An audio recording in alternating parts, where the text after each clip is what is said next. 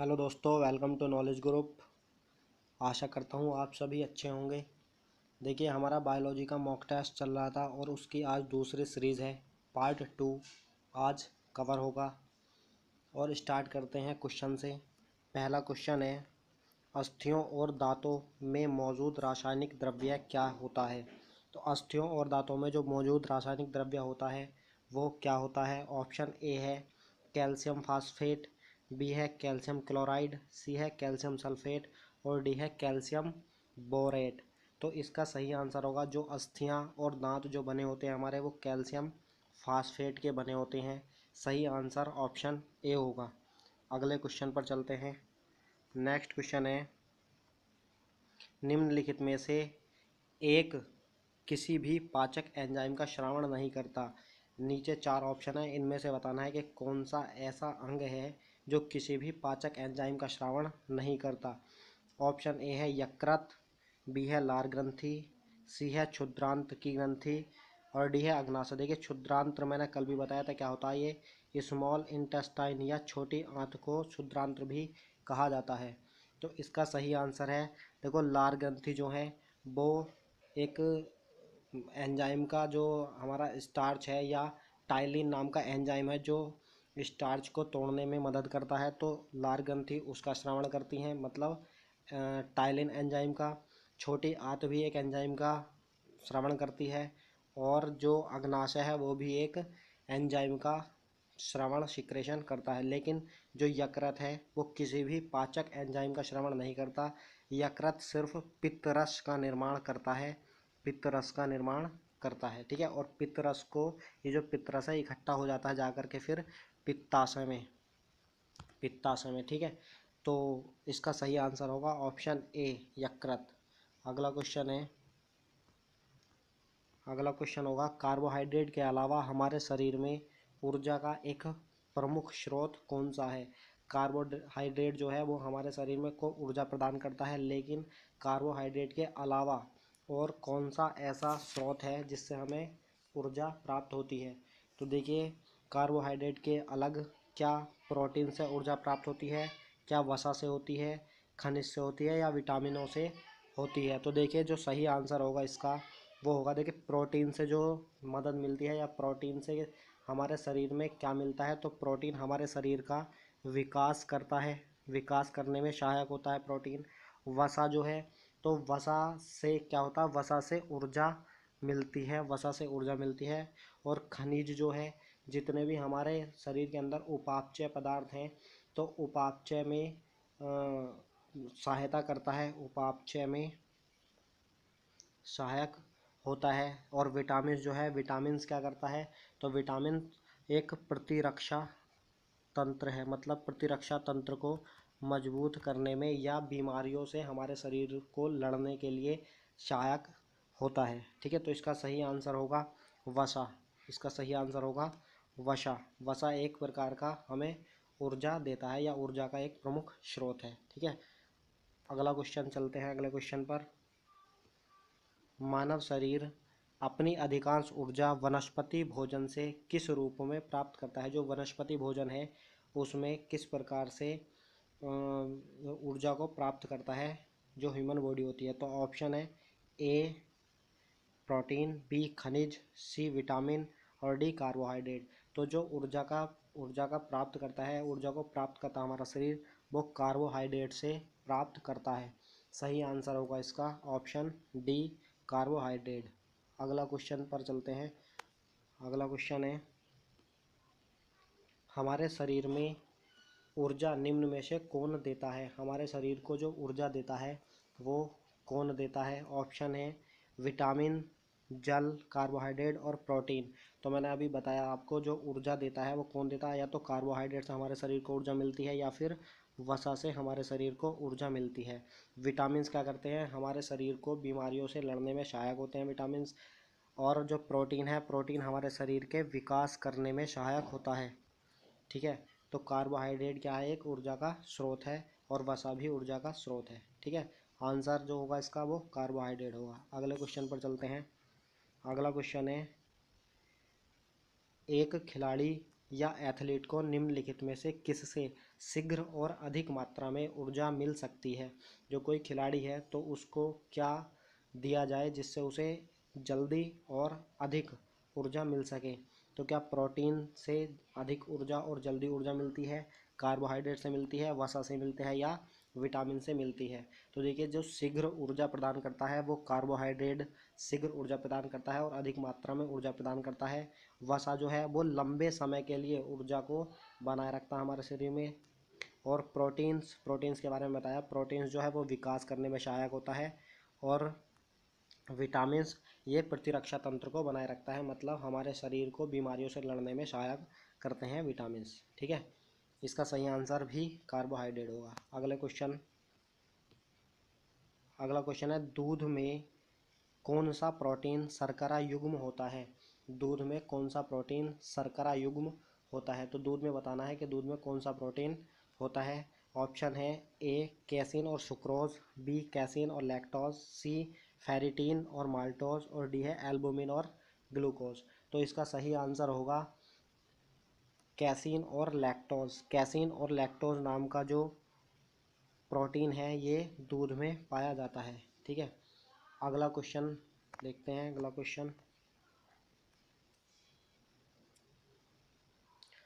अगला क्वेश्चन है फलों का मधुर मीठा स्वाद किसके कारण होता है। जो फल है वो मीठा जो स्वाद होता है उनका वो किसके कारण होता है।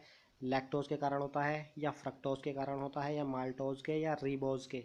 तो देखिए जो फल मीठे हैं, जो मीठा स्वाद होता है फलों का, तो वो फ्रक्टोज के कारण होता है।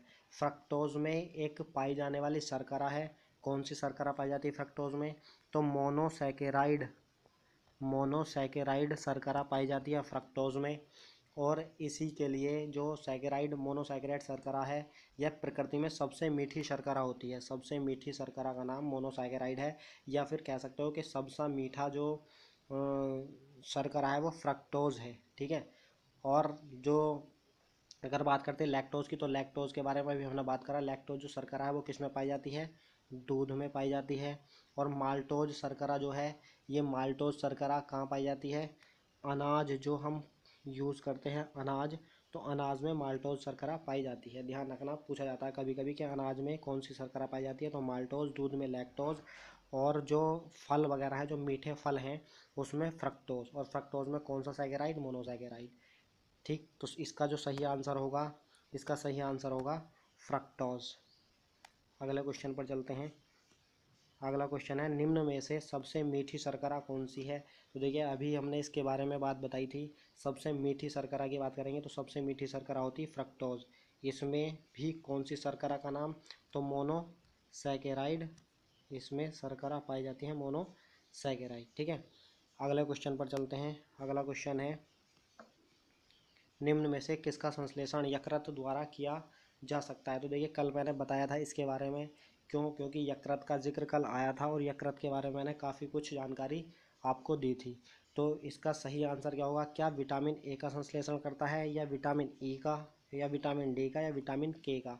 तो जो यकृत है, यकृत के द्वारा विटामिन ए का संश्लेषण किया जाता है, विटामिन ए का संश्लेषण करता है और कुछ समय के लिए इसका ये संचय भी किया जाता है इसके द्वारा। और और क्या करता है ये, देखो विटामिन ए जो है वो यकृत में संश्लेषण होता है। चलो ये तो ठीक है। और इस यकृत में कौन कौन से विटामिन पाए जाते हैं, कौन कौन से विटामिन होते हैं।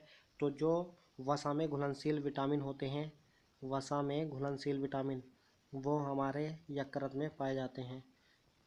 वसा में घुलनशील विटामिन कौन कौन से हैं, तो वसा में घुलनशील विटामिन ए है, डी है, के है और ई है। जो ए डी के ई विटामिन है ये वसा में घुलनशील विटामिन है। अगला क्वेश्चन पर चलते हैं। अगला क्वेश्चन है तंतु आहार में शामिल है। तंतु आहार में क्या शामिल होता है, ग्लाइकोजन शामिल है या प्रोटीन शामिल है या सेलुलोज शामिल है या वसा शामिल है। तो इसका जो सही आंसर होगा वो होगा option number C, cellulose. Cellulose क्या है एक, तो सेलुलोज एक पॉलीसैकेराइड है, पॉलीसैकेराइड। सवाल पूछ लिया जाता है कभी कभी डायरेक्ट कि सेलुलोज एक कौन सा सैकेराइड है, तो पॉलीसैकेराइड है ये सेलुलोज, जो ग्लूकोज का बना होता है। पॉलीसैकेराइड किसका बना होता है, ग्लूकोज का ये बना होता है। ठीक है, तो इसका सही आंसर क्या होगा, सही आंसर होगा ऑप्शन नंबर सी, सेलुलोज।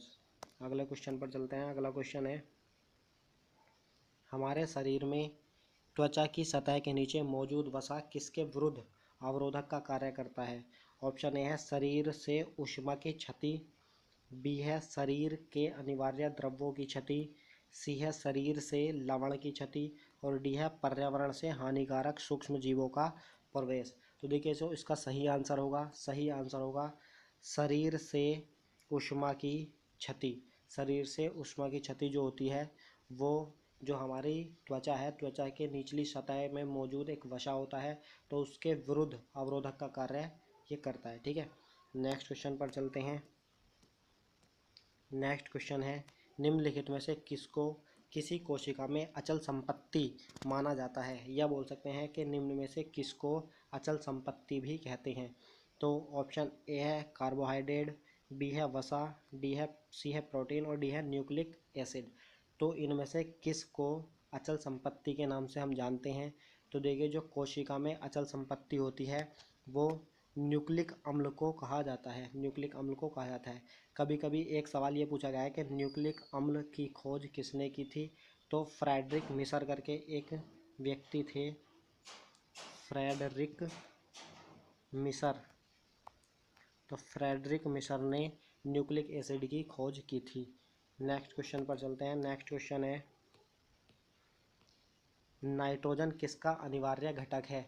तो नाइट्रोजन किसका अनिवार्य घटक है। ऑप्शन ए है समस्त वसा का, प्रोटीनों का, या विटामिन्स का, या सभी कार्बोहाइड्रेट का। तो बताना है नाइट्रोजन किसका अनिवार्य घटक होता है। तो देखिए, इसका जो सही आंसर होगा वो होगा प्रोटीन्स। जो प्रोटीन्स हैं वो नाइट्रोजन के घटक होता है। अब देखिए, जो नाइट्रोजन प्रोटीन का अनिवार्य घटक होता है, और प्रोटीन का आणविक यौगिक और होता है एक। तो जो प्रोटीन का आणविक यौगिक होता है उसमें क्या क्या शामिल होते हैं, किस किस चीज़ से वो आणविक यौगिक बना होता है। तो एक तो कार्बन से, कार्बन, कार्बन के साथ हाइड्रोजन, हाइड्रोजन के साथ और ऑक्सीजन, ऑक्सीजन और एक नाइट्रोजन। तो ये इम्पोर्टेंट हैं जो प्रोटीन के घटक होते हैं। कार्बन भी घटक होता है उसका, और हाइड्रोजन भी घटक होता है, ऑक्सीजन घटक होता है, और नाइट्रोजन घटक होता है। तो इसमें नाइट्रोजन का पूछा था कि नाइट्रोजन किसका अनिवार्य घटक है, तो प्रोटीन का। अगर पूछ ले कि कार्बन किसका घटक है, तो भी प्रोटीन का। हाइड्रोजन किसका घटक है, प्रोटीन का। और ऑक्सीजन किसका घटक है, प्रोटीन का। ठीक है, तो इसका सही आंसर होगा प्रोटीन। अगले क्वेश्चन पर चलते हैं। विटामिन B6 की कमी से पुरुष में हो जाता है। जो विटामिन B6 होता है, तो विटामिन B6 की कमी से कौन सा रोग होता है, और ये पुरुषों में होता है स्पेशली। तो देखिए, जो विटामिन B6 है, B6 की कमी से रक्त अल्पता का रोग होता है।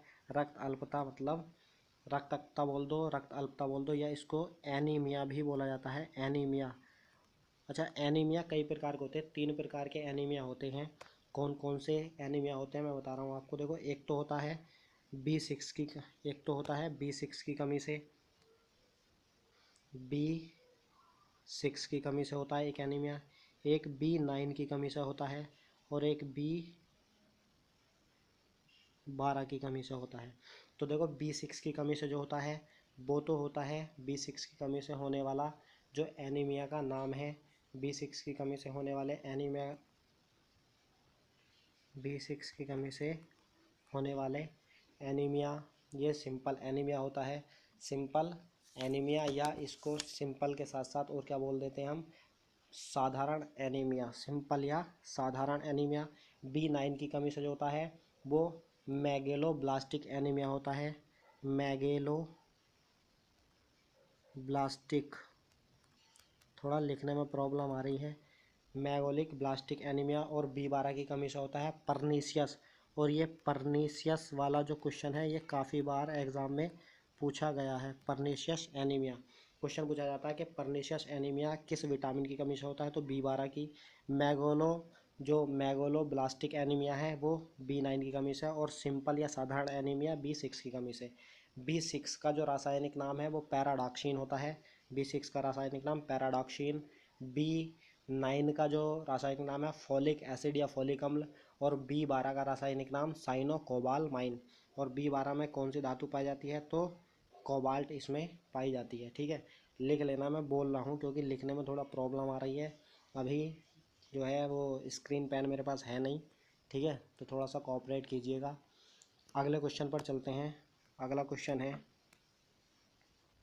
देखिए इसमें बताना है हमें, जोड़े मिलाने हैं। सूची 1 तथा सूची 2 से जोड़े बनाइए। इसमें क्या दिया है, इसमें रासायनिक नाम दिए गए हैं विटामिन B1 का, विटामिन B2 का, विटामिन B6 और विटामिन B12। इनके रासायनिक नाम दिए गए हैं और इनका मिलान करना है। तो देखिए विटामिन B1 जो है, विटामिन B1 का रासायनिक नाम होता है थायमीन। विटामिन थायमीन, यानी ए के पास 3 से रिलेटिव्स है। विटामिन B2 का जो रासायनिक नाम है, विटामिन B2 का रासायनिक नाम होता है राइबोफ्लेविन। राइबोफ्लेविन करके कौन सा है, ऑप्शन 4, तो बी का 4 हो गया। B6 का रासायनिक नाम अभी मैंने बताया, B6 का पैराडॉक्सिन या पायरोडॉक्सिन, यो ए हो गया। और विटामिन B12 का साइनाकोबालमाइन, ये बताया मैंने, तो ये 2 हो गया। तो देखिए ऑप्शन में कौन सा है, 3 4 1 2, 3 4 1 2। तो इसका जो सही आंसर होगा वो डी ऑप्शन इसका सही आंसर होगा। ठीक है, अगले क्वेश्चन पर चलते हैं। अगला क्वेश्चन है, विटामिन डी की कमी से होने वाले रोग रिकेट्स में शरीर का कौन सा अंग प्रभावित होता है। जो विटामिन डी की कमी से रोग होता है, एक बात तो ये याद रखनी है कि विटामिन डी की कमी से रोग होता कौन सा है, तो रिकेट्स रोग होता है। इसमें शरीर का कौन सा अंग प्रभावित होता है, त्वचा प्रभावित होती है, केश प्रभावित होते हैं, या अस्थि या फिर रुधिर। तो इसका सही आंसर होगा ऑप्शन सी, अस्थि या हड्डियाँ इससे प्रभावित होती हैं। हड्डियाँ इससे प्रभावित होती हैं। ठीक है, और विटामिन डी का जो रासायनिक नाम है वो कैल्सीफेरोल है। यह वसा में विटामिन जो है ये घुलनशील है, क्योंकि KE-D करके है कीड़ा, KE-DA। ये जो के विटामिन E, D और A विटामिन हैं ये सब वसा में घुलनशील हैं। ठीक है, अगले क्वेश्चन पर चलते हैं। अगला क्वेश्चन है, बच्चों के अंगों की अस्थियां मुड़ जाती हैं यदि कमी हो जाती है। किस विटामिन की कमी से बच्चों की जो अस्थियां हैं, हड्डियां हैं, वो मुड़ जाती हैं। तो देखिए इसका जो सही आंसर होगा वो होगा विटामिन डी की कमी से। जो अभी बताया था, जो रिकेट्स नाम का रोग होता है वो विटामिन डी की कमी से होता है, और वो किससे संबंधित है, वो अस्थि या हड्डियों से ही संबंधित होता है। तो विटामिन डी की कमी से बच्चों के जो अंग हैं, उनकी जो अस्थियाँ हड्डियाँ हैं वो मुड़ जाती हैं। ठीक है, अगला क्वेश्चन पर चलते हैं। अगला क्वेश्चन है, कौन सा विटामिन हमारे शरीर में सबसे अधिक तीव्रता से बनता है। तो कौन सा विटामिन है जो सबसे अधिक तीव्रता से हमारे शरीर में बनता है। तो विटामिन ए जो है ये तीव्रता से बनता है, या बी बनता है, या सी बनता है, या विटामिन डी बनता है। तो देखिए विटामिन ए का संश्लेषण तो यकृत के द्वारा भी किया जाता है, याद रखना, पीछे बता दिया मैंने। और सबसे अधिक जो बनता है, तीव्रता से जो बनता है, वो विटामिन डी बनता है। विटामिन डी हमारे शरीर में जो संश्लेषण, जो सूर्य के प्रकाश में उपस्थित जो पराबैंगनी किरणें होती हैं, उनके द्वारा जो त्वचा का कोलेस्ट्रॉल है, तो कोलेस्ट्रॉल के द्वारा ये बनता है। ठीक है, जो विटामिन डी है वो सूर्य के प्रकाश में उपस्थित पराबैंगनी किरणों के द्वारा हमारे जो त्वचा है, त्वचा में कोलेस्ट्रॉल उपस्थित होता है, तो उसके द्वारा विटामिन डी का निर्माण होता है। ठीक है, तो सबसे अधिक तीव्रता से जो बनता है वो विटामिन डी ही बनता है। विटामिन डी का रासायनिक नाम क्या है, तो कैल्सीफेरोल इसका विटामिन का रासायनिक नाम है, कैल्सीफेरोल। ठीक है, अगले क्वेश्चन पर चलते हैं। अगला क्वेश्चन है, विटामिन B12 में कोबाल्ट की मौजूदगी को सर्वप्रथम किसके द्वारा सिद्ध किया गया। तो वो सबसे पहले तो बात ये रखनी है कि विटामिन B12 में क्या पाया जाता है, तो कोबाल्ट पाया जाता है। अब इसकी मौजूदगी को सबसे प्रथम किस परीक्षण के द्वारा ये बताया गया था कि इसमें कोबाल्ट होता है। तो ऑप्शन देखते हैं, बोरॉक्स बीड परीक्षण के द्वारा, या सोडियम नाइट्रोक्लोराइड परीक्षण के द्वारा, या हाइड्रोसिलिसिस परीक्षण के द्वारा, या स्पेक्ट्रोस्कोपी के द्वारा। तो देखिए जो इसका सही आंसर होगा, तो सोडियम नाइट्रोक्लोराइड परीक्षण के द्वारा पता चला कि विटामिन B12 में किसकी मौजूदगी होती है, कोबाल्ट की मौजूदगी होती है। ठीक है, अगले क्वेश्चन पर चलते हैं। अगला क्वेश्चन है लोहे की कमी से कौन सा रोग होता है। लोहे की कमी से कौन सा रोग होता है। तो देखिए पोलियो जो रोग है ये लोहे की कमी से नहीं होता। रिकेट्स विटामिन डी की कमी से होता है। स्कर्वी विटामिन सी की कमी से होता है। और गोइटर जो है, गोइटर रोग देखो क्या है, गोइटर या घींगा रोग, ये एक तो आयोडीन की कमी से भी हो जाता है। अब बात यहाँ चल रही है लोहे की कमी। तो देखिए जो लोहे की कमी से है, वो लोहे की कमी से क्या होता है, थायराइड ग्रंथि जो है, थायराइड ग्रंथि प्रभावित होती है लोहे की कमी से। और थायराइड ग्रंथि पे भी क्या उपस्थित होता है, गोइटर। ठीक है, क्योंकि जो थायराइड ग्रंथि है तो उसमें तो गोइटर होता है, घेंगा रोग होता है। तो सिंपल बात है कि लोहे की कमी से कौन सा रोग होता है, गोइटर नाम का रोग हो जाता है। ठीक है, लोहे की कमी से और क्या होता है, जो हीमोग्लोबिन की मात्रा भी कम हो जाती है, मतलब रक्त अल्पता भी रोग इसकी कमी से हो जाता है। अगला क्वेश्चन है मानव शरीर में संक्रमण को रोकने में मदद करने वाला विटामिन कौन सा है। जो मानव शरीर है, हमारे मानव शरीर में जो संक्रमण है उसको रोकने में मदद करने वाला विटामिन का नाम क्या है। तो ऑप्शन ए है, या बी है, या सी है, या डी है। तो देखिए इस विटामिन को जो संक्रमण को रोकने में मदद करता है, इस विटामिन को संक्रमण रोधी विटामिन भी कहा जाता है। सवाल पूछ लिया जाता है कि संक्रमण रोधी विटामिन किसको बोला जाता है, संक्रमण रोधी विटामिन किसको बोला जाता है। तो देखिए इसका जो सही आंसर होगा तो वो होगा विटामिन ए। जो विटामिन ए है उसको संक्रमण रोधी विटामिन बोलते हैं। क्यों, क्योंकि ये संक्रमण को रोकने के या संक्रमण का विरोध करता है, इसलिए इसको संक्रमण रोधी विटामिन कहते हैं। विटामिन ए का रासायनिक नाम क्या है। तो इसका रासायनिक नाम होता है रेटिनोल, रेटिनोल। विटामिन बी का या विटामिन बी1 का मैंने बताया था थायमीन होता है, थायमीन। विटामिन सी की बात करते हैं। विटामिन सी का रासायनिक नाम होता है एस्कॉर्बिक एसिड या एस्कॉर्बिक अम्ल। और डी का क्या होता है, विटामिन डी का रासायनिक नाम होता है कैल्सीफेरोल, कैल्सीफेरोल करके। ठीक है, तो इसका सही आंसर होगा विटामिन ए, संक्रमण विरोधी विटामिन। ठीक है, अगला क्वेश्चन पर चलते हैं। अगला क्वेश्चन है रक्त के स्कंदन में मदद करने वाला विटामिन कौन सा है। जो रक्त है, रक्त का स्कंदन या रक्त का जो थक्का बनता है उसमें सहायक करने वाला विटामिन कौन सा है। किस विटामिन को रक्त स्कंदन में सहायक विटामिन कहते हैं। तो विटामिन ए को, या विटामिन डी को, या विटामिन बी को, या विटामिन के को। तो जो विटामिन के है ये हमारा रक्त स्कंदन में या रक्त का थक्का बनाने में सहायक होता है, विटामिन के। इसका सही आंसर होगा ऑप्शन डी। ठीक है, विटामिन के का जो रासायनिक नाम है वो क्या है। तो विटामिन के का रासायनिक नाम होता है फिलोक्विनोन, फिलोक्विनोन, फिलोक्विनोन जो नाम है, रासायनिक नाम, वो विटामिन के का होता है। ठीक है, ये रक्त में क्या करता है, ये रक्त में फाइब्रोनोजिन थ्रोम्बोजिन विटामिन के की सहायता से बनता है। और थ्रोम्बोकाइजिन का निर्माण जो होता है वो इसी की सहायता से होता है। ठीक है, नेक्स्ट क्वेश्चन पर चलते हैं। नेक्स्ट क्वेश्चन है कौन सा विटामिन प्रतिरक्षा प्रदान करता है। कौन सा विटामिन प्रतिरक्षा प्रदान करता है। तो प्रतिरक्षा प्रदान करता है या संक्रमण से हमारी सहायता करता है, मदद करता है, तो वो कौन सा विटामिन है। अभी इसके बारे में जिक्र किया था, विटामिन ए। विटामिन ए का रासायनिक नाम क्या है, रेटिनोल विटामिन। क्वेश्चन नंबर अगला है, अगले क्वेश्चन पर चलते हैं। अगले क्वेश्चन में पूछा गया है कि टार्ट्रिक अम्ल में नहीं पाया जाता। टार्ट्रिक अम्ल निम्न में किस में नहीं पाया जाता।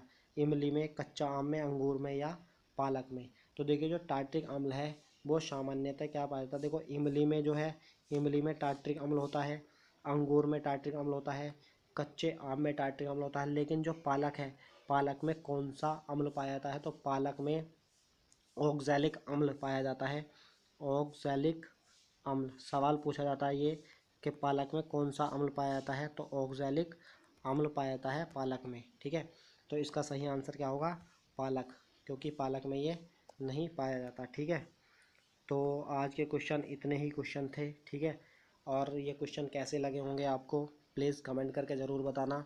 और कोशिश करता हूँ मैं कि स्क्रीन पेन का जो है जल्दी वो करूँ, लेके आऊँ स्क्रीन पेन, ठीक है। जल्दी व्यवस्था करते हैं उसकी। अभी लॉकडाउन का माहौल चल रहा है तो इसलिए कहीं आना जाना ज़्यादा हो नहीं रहा है, ठीक है। तो ठीक है, फिर आज के लिए इतना ही। कल को लेकर आते हैं नेक्स्ट। और कल को जो क्वेश्चन होंगे वो उत्सर्जन तंत्र से रिलेटिव सारे क्वेश्चन होंगे। आज के जो क्वेश्चन थे वो अधिकतर विटामिन से संबंधित थे, और विटामिन से जितने भी क्वेश्चन बन सकते थे अच्छे अच्छे क्वेश्चन, वो सारे इसमें हमने कवर कर दिए, ठीक है। तो मिलते हैं फिर कल की वीडियो में। आज के लिए इतना ही, धन्यवाद।